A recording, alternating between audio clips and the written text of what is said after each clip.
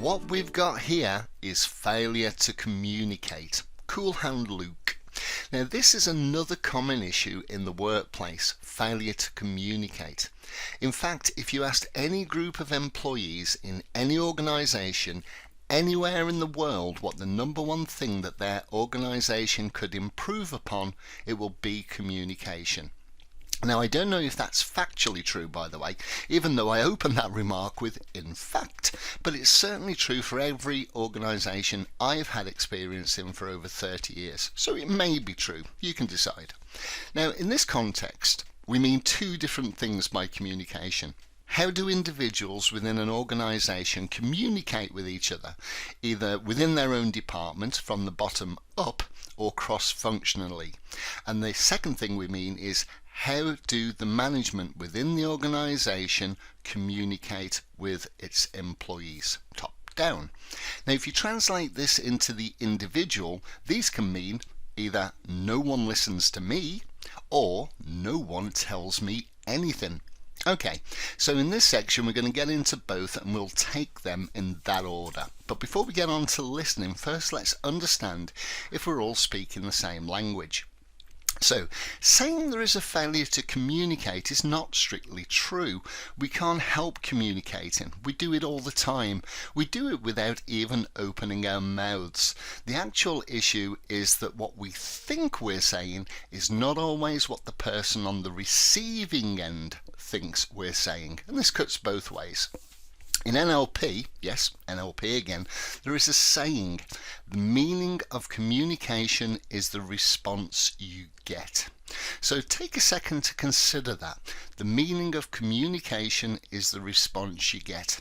Have you ever said something to someone and their reaction was completely at odds with what you expected? That's this in action. So here's one thing that may be going on when this happens. Sometimes we live in our heads. Now, let me give you a really oversimplified scenario here. Okay, so Louise is having a bad day. Last night she had an argument with a boyfriend because he was gawping at the girls on Baywatch. Now, if you're not old enough to remember that, Google it. Now, she called him out on it. Now, she's been hitting the gym, she's been watching what she eats, and everyone can see that it's working. Everyone, it seems, except her boyfriend. Now, over breakfast the argument started again. The dog was barking because he wanted to go on his walk, not listening to an argument. Now, she leaves the house for work and the traffic is horrendous, and she finally arrives at work and she bumps into Tina, who's making her way to the coffee machine. Tina says, "Good morning, Louise, looking good today." And Louise says, "What do you mean today? Do you know how hard I've been working?" Now, that's probably not the response that Tina was expecting. Now, here's a different scenario. Louise is having a great day. She's been hitting the gym, she's been watching what she eats, and everyone can see it's working, including her boyfriend, and we all know what that means. She got up early, she walked the dog around the park, and on the way to work there was hardly any traffic. She arrived at work and bumped into Tina on her way to the coffee machine. Tina says, "Good morning, Louise, looking good today." And Louise says, "Hey Tina, thanks for noticing, feeling good. How's your day so far?" Same greeting, totally different response. Sometimes people are not in the same place.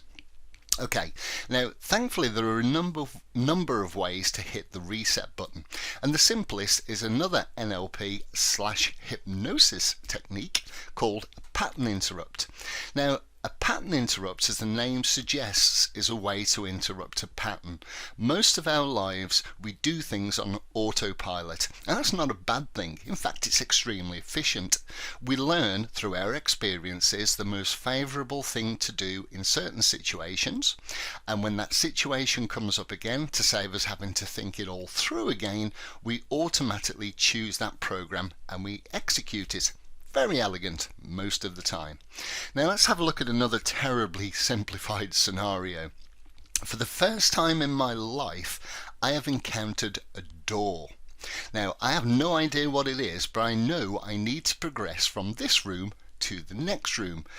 Ignore for a second that I know what a room is, but by some miracle I have never encountered a door before. That's another story. So there is a small object protruding from that door, but I have no idea what it is. Now I could get an axe. Yes, I already know what an axe is, and I could chop my way through Jack Nicholson style, and I've also seen The Shining. But that would require quite a lot of effort. Now I could find another route to the second room, but that would take more time than I have right now. So what to do? I reach out and I shake that small object that's protruding from the door, and it moves down and then back up again. Cool. I push it down again and I push forward and nothing happens. I push it down again and pull backwards, and hey presto, I can now get into the next room. Result. Okay. Now the next time I encounter a door, I can bypass my axe solution, I can bypass my find another route solution, and move immediately to the push down and pull method that worked so well for me the last time. Now it could be that this door opens outwards, and if that's the case, I can still bypass the first two options and try the push down and push forward method. Now if that works, I now have two things in my toolbox, a program with two branches that I can execute on autopilot when I come across another door. As I encounter more doors, I'm going to refine my program to cope with handles that turn, rotating doors, sliding doors, locked doors, even automatic doors, all of which I will be able to cope with on autopilot. Very efficient. So anyway, back to Louise and Tina. Now in the first scenario, Louise has a certain set of programs running in her head because of the events of the last 12 hours. And in the second scenario, she has a different set of programs running in her head. What we need to do in the first scenario, the one where she's in a bad mood, is interrupt that set of programs from running and bring about a reset. So how do we do that? Well, first let's have a look at how not to do that. So imagine the first scenario, and this is the conversation that has. Tina says, "Morning Louise, looking good today." And Louise says, "What do you mean today? Do you know how hard I'm working?" And Tina says, "Whoa Louise, what's wrong with you? You are always so sensitive." How do you think that would go? Right, Louise is already in argument mode. She ended last night with one, she started the day with one, and by jolly she's ready for another one right now. The dog's been barking, the traffic was bad, first a boyfriend, now Tina's joining in. Will it ever end? So, before we move on and get to a better way to interrupt a pattern, I want to draw your attention to one particular word in Tina's response there. Always. Now in linguistics, and funnily enough in NLP, neuro-linguistic programming, this is described as a universal qualifier. Now there are a few of them: always, never, all, will, every. We use them all the time. All the time?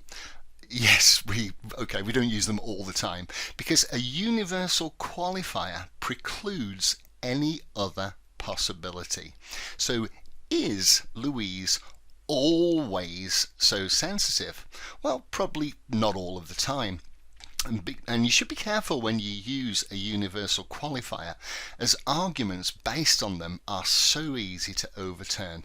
Imagine this scenario: the boss, "You're always late." The employee, "Always?" Boss, "Well, no, not always." And the employee says, "Great, then we're in agreement." See what I mean? Okay, so now what I sneakily did there was introduce a pattern interrupt. The boss in that conversation probably knows that the employee is not always late, but he's in his "he's late again and he's gonna get a roasting" mode, because he was late today, and maybe he was late yesterday and last Thursday, but the rest of the time he's pretty much there when he should be. So by opening with the "you're always late," he's already on to a loser, because his statement is based on a premise that is easily proven to be false. So the employee, being a terribly clever fellow, spotted the use of the universal qualifier and knew that, in fact, he was on time every day last week except Thursday when he fancied a lion. So always late was not a statement of fact, it just seemed that way to his boss. So the employee's counter of "always" immediately force the boss to recheck his understanding of the situation and concede the point that the employee was not, in fact, always late. The employee interrupted his "he's late again and he's gonna get a roasting" pattern, which is a real thing. Okay, so back to pattern interrupts. There are hundreds, and you'll probably be able to think of lots of them. Lots of them? No, just kidding. Okay, so they don't even have to be verbal. Putting your hand up in a stop sign, like early Diana Ross, could be enough to bring the person back into the room. As could the timeout signal. Now, one of the classic NLP phrases used for pattern interrupts is "can you smell popcorn?" Which would certainly get them thinking in a different way, as they would have to break out of their current thought pattern and enter their "can I smell something and is it popcorn?" pattern, which also is a thing, I think. Often a simple "shall we do that again?" will be enough to perform a reset, and from there you can move forward. Okay, I'll see you in the next lecture.